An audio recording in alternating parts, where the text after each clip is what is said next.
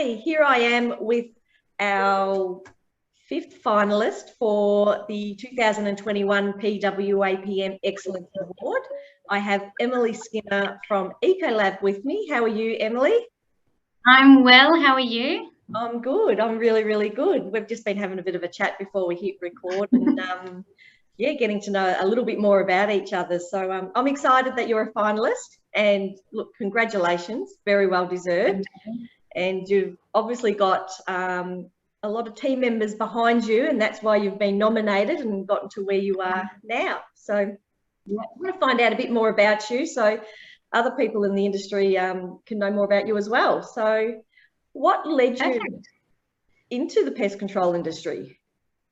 In all honesty, I'm one of those stories that you just kind of ended up here. I had applied for a job in a customer service role, and it was working in the pest industry. And I was so intrigued by pests and how it changes day to day, and there's just so much to learn.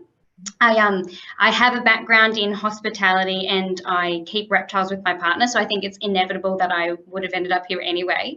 Yeah. But it's just one of those industries I jumped into, and I just find it so interesting, and there's so much to learn that I thought I don't think I can see myself anywhere else now. I'm glad that you got involved, to be honest. I love I love your vibe. You're always just so excited and so happy, and you're enjoying it, and you love what you do.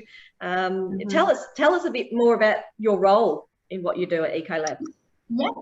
So I'm one of the district managers for Ecolab. So I look after a team of, at the moment, 11, but I am caretaking another team as well. So it is up to 20 people, and we service the New South Wales state. So within that, I've got a team that basically goes from the middle of Sydney up to the border and then out to central New South Wales.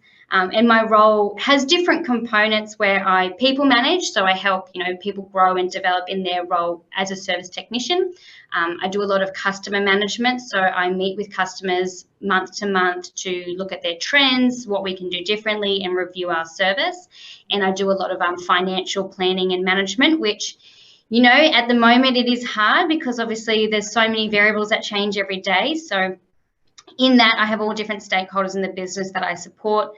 My team, our sales team, our administration team, and of course, first and foremost, our customers. So that's a bit about what I do. And you're a bit of a backbone to a lot of things in Ecolab, especially with what's going on with COVID, and in particular with what was going on with the mouse plague down there. Like I know that you're a huge backbone behind the support in that. So I want to just touch base on that a little bit. So obviously earlier this year, a lot of people would know New South Wales was impacted by the worst mouse plague that we've seen in over 15 years. One of our customers is located out in central New South Wales, so central west, right out of Sydney. For me, it was about a 5-hour each way drive, but the mice literally went from no activity to we were seeing hundreds and hundreds a day. And because this customer is a food manufacturer, it was essential that we were on the forefront to support them. Not only was it supporting in the pest prevention, but a lot of it was a lot of emotional support, because for them, it's terrifying to see like their farmers, their friends were farmers, to see their livelihoods just be stripped away from them and have no idea what to do and how they can help themselves. I was really fortunate that the customer I built a really good relationship with, and they were able to put their trust in me that I could help them get through it. And they also learned so much themselves about how they can proof their site and what they could be on the lookout for. And they got a lot of enjoyment out of that, learning something else, not just, saying, Emily, here you go, you look after it.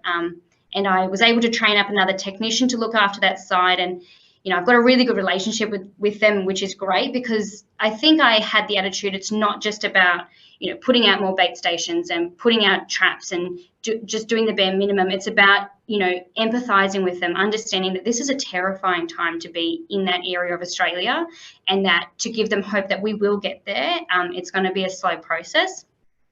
Now we're just, crossing our fingers that it's not going to get back to where it was, but they've got their trust in me, and I've got a really good relationship with them that, if it does resurface and we do see those numbers, that we'll be ready and we know what to do.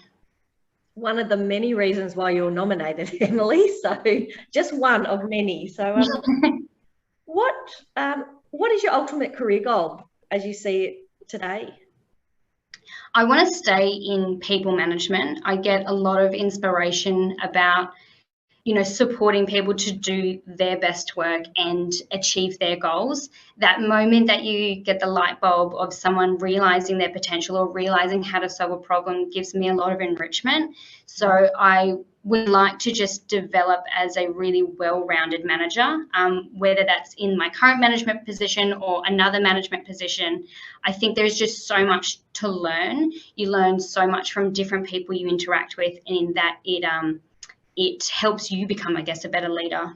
Yeah. Who inspires you in the pest industry and why?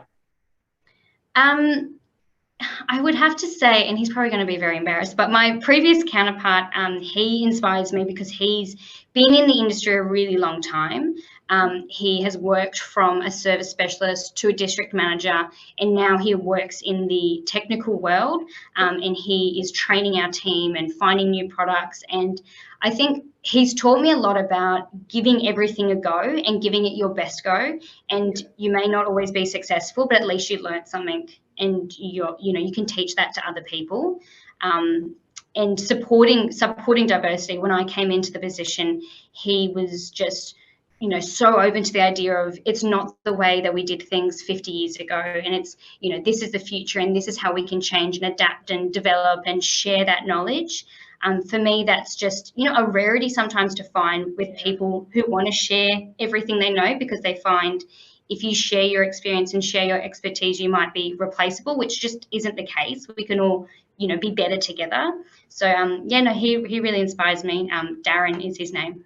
Yep, Darren. Thank you, Darren. Thank you, because Thanks, Darren. You've helped Emily get to where she is now. So now we're embarrassing. Sorry, Darren. So the professional women in Australian Pest Management, how do you feel it's contributed to the industry?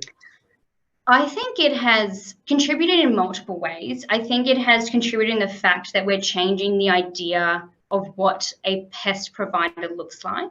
It's not what people, sometimes initially think of. And so every time that a woman does turn up to either be the service technician or be the district manager on site, every time we turn up and it's a woman, that stereotype slowly builds down, and that it's not going to be a question of how good we are at our job. It's just that, we're the best person to be here on the day. I think it also impacts the industry in a way that, and it was really evident at the conference, that you're not alone. You're not a solo operator in this big industry, that even though we are competitors in pest, because we're, competing companies, we are also each other's biggest supporters and biggest allies to just do better and, really put women in the forefront of the pest industry. So I think the PWAPM has just, so greatly contributed to that. And it's, such a blessing to have women supporting women in an industry where we're not, the majority. Yep. And thank you for coming to that conference too, because I feel, the leadership conference was definitely a bit of a game changer for us women in the industry. We really didn't know how much support we've got there in each other. It was definitely a game changer, and we got to meet so many wonderful women. I got to meet you at the conference, and got to know a bit more about you and your team, and so it was great to have you girls come along. So thank you. Thank you. I'm excited for the next one. yes, we're getting involved in it now. It's going to be good. So, alrighty. How do you evaluate success? I think success can be evaluated in two ways. One is you obviously set out a goal, and if you achieve that goal. But I think success can also be evaluated in the way that, have you learned something from that journey to that goal? Maybe you didn't achieve it how you initially thought you would, but have you learned something and changed your perspective on a situation? Have you made yourself better from where you were yesterday as a person and as a pest provider and just a general human, really? I think a lot of people just think if you set a goal to, anything, and you didn't achieve that was a failure. But don't really step back and reflect on all the other little goals that you reached on the way, all the self-reflection that you did, and how you've changed as a person in the last day, week, year, anything. I think there's a lot of success that people just don't recognize because it wasn't what it was initially predicted to be. Yep. And we all define success differently, don't we? It's we all think of it quite differently, and at the end of the day, it all means the same to us with whatever we're achieving. Yeah. Being nominated is an accolade on its own, Emily. What do you think you would get out of winning the award if you were to win? I think I would really hope that I could be an inspiration to other women. I know that when I stepped into my current role and stepped into the industry, I had a lot of self-doubt. I really thought I couldn't do it. I wasn't ever going to be successful, but, you know, perseverance and just giving everything a go has helped me to be where I am today, and reaching out for help and letting people know that I don't know the answer and I might need help getting there. I think women often don't give themselves a chance because they often think, oh, I might not be successful and I might fail along the way. So you kind of stay where you're comfortable. But I hope that out of this, that I could, you know, inspire people to take that job opportunity, go try and achieve that goal, take that risk, because, you know, it might, you might win, you might not win, but at least, you know, you learned something on the way and you gave it a go. So I think I would hope to get that out of this. I'm sure you would, and I know that we've touched base. I think, you know, before, and in the interview, it's we've got some stellar finalists and stellar nominations actually come through this year, and just being nominated, I think, and knowing who's nominated, you got to see what they wrote about you, and that alone is something you can take away, and you've achieved something there. It's and all the finalists, they've sort of, you know, you all sort of come together and you sort of think, I don't care who wins, because it's just, there's so many great, great women who are up this year. So 100%. I'm going to ask you some fun questions now. We're going to do some rapid fire questions, which has nothing to do with pest control. So you can relax now and just find out a little bit more about you and have some fun with it. So when are you most productive? In the morning and after I've had a coffee. It's probably when I'm the nicest as well. After many coffees. I've had a lot this morning. How long does it take for you to get ready in the morning? 15 minutes. I'm one of those people that gets up, puts my moisturiser and sunscreen on, and out the door I go. Yeah, it'd probably look lovely too. Does it take me 15 minutes? So, texting or talking? If I want a quick answer, it'll be a text. If I want more detail, it'll be talking. I could talk to a brick wall, so sometimes I get stuck on the phone. But no, if I want a quick answer, text. Yeah. On a scale of 1 to 10, how good a driver are you? I say 10, but my partner might not also rate. I think I'm a 10, but others might disagree with me. Have you had any speeding fines or parking fines or? Oh, yeah, look, it would be a lie if I said no. So we've all had those days. All right, cake or pie? Cake. Is double dipping at a party acceptable? 100% yes. I think it's a waste if you don't. Yes, someone actually said yes. You can turn it the other way, I think. But I do. Well, no one's watching. You just turn it the other way. Yep. What did you eat for breakfast? I had Vegemite on sourdough. Yep. Yep, that was me. Yep. Ask permission or beg forgiveness? Ask permission. Gold or silver? Gold. Dark chocolate or milk chocolate? Dark chocolate. I eat too much chocolate. I always have the excuse, oh, it's good for your heart, so I have it a lot. I don't know if it's really good for your heart. Makes sense, you know, it makes you feel good. I feel like you're eating something healthy because it's good. Yeah, I go, it's great for my heart and blood circulation. It's fine. It doesn't count. I think red wine's good for us too, I've been told. That's what I say as well. Yeah, I think so. Okay, lucky last. What is the one item you can never live without? My watch. It's not even a cool, it's just an analog watch, but I just always need to know the time. I don't know if that's I like to be structured and be organised, but my watch. If I don't have my watch on, I can't do the day. Yeah, very good. So, Emily, thank you. Thank you for joining us. And once again, thank you for giving up your time and accepting the nomination, because you're now a finalist.